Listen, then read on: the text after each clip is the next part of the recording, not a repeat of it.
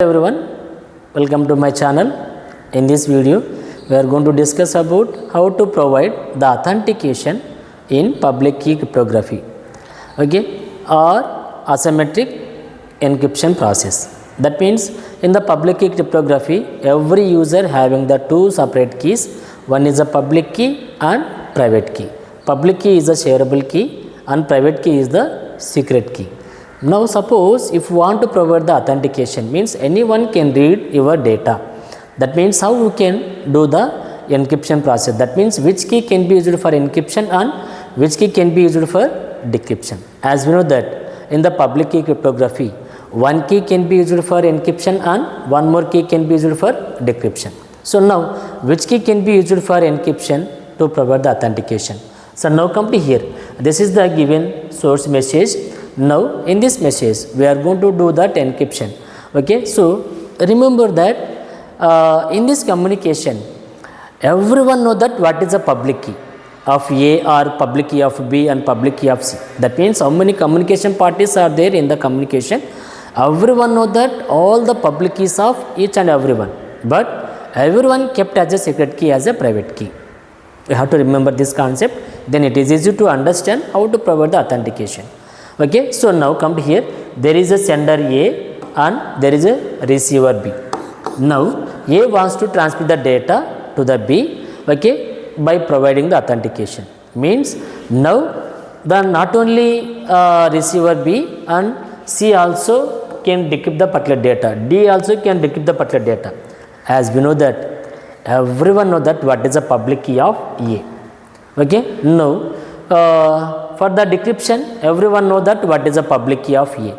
Okay, for the encryption, suppose it is encrypted by using a private key of A. Okay, to provide the authentication initially we are going to do the encryption by using private key of A. Then every user C and D and B can decrypt the particular message because of B, C, D having the public key of A. Okay, so if you do the encryption, okay, by using private key of A on sender side, it requires to do the decryption. Okay, so that is called as public key of A. Okay, public key of A having B as well as C as well as D.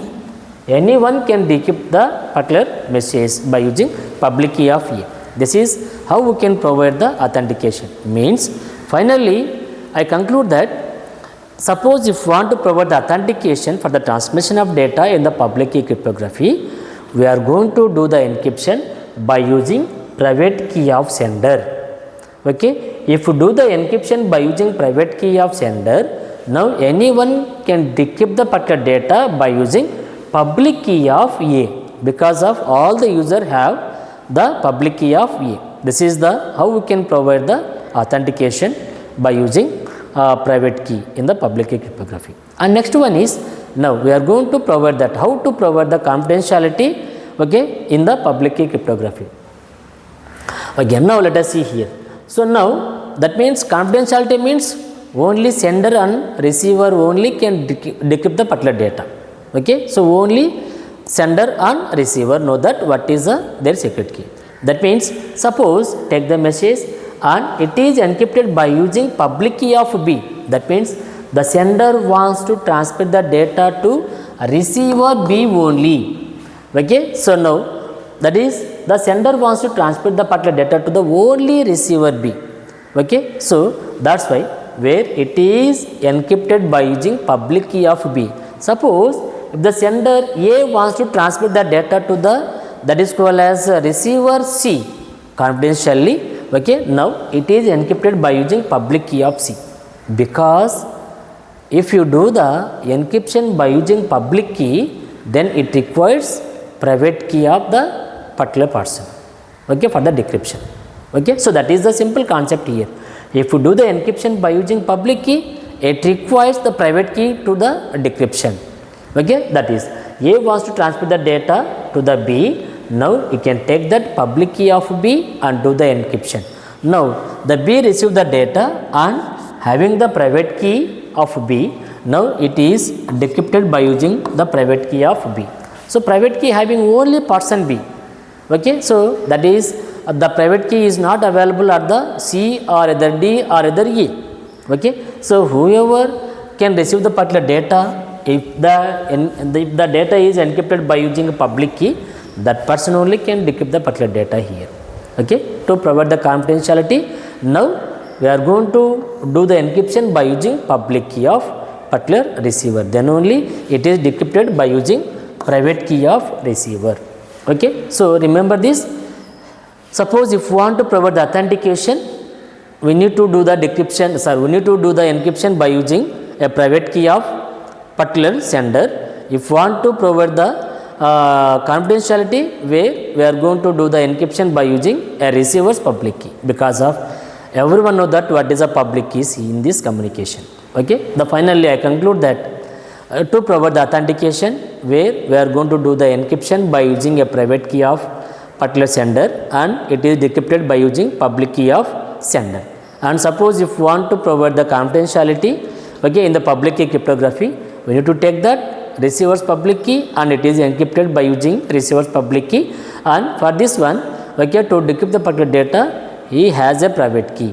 Okay. So for the particular receiver only can decrypt the particular data, that is called as, okay, confidentiality. And finally, suppose if you want to provide both authentication and confidentiality. Okay. So for the authentication, we are going to do the encryption by using a public key, and for the confidentiality, we are going to do the